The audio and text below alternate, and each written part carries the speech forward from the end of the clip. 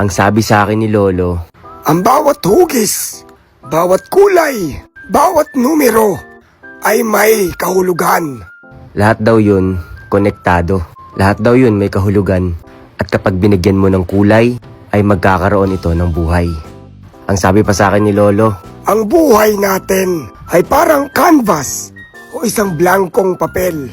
Ikaw at ang mga taong nakapaligid sa'yo at yung mga nararanasan mo ang makakapagbigay ng kulay dito. at yun daw ang huhubog sa akin at bubuo ng aking pagkatao. Ang lalim ni Lolo. Ikinukumpara niya ang buhay ng tao sa isang blankong papel. Tayo daw yung gagawa ng istorya ng ating buhay. Tayo daw ang magkukulay, magdedesenyo, at huhubog dito. Katulad nito, ito ang blankong canvas na ginagawa ko ngayon. May mga numero, may mga hugis, at maraming kulay. Pasasaan din at itong blankong canvas na to ay mapupuno ng kulay, gaganda at magkakabuhay.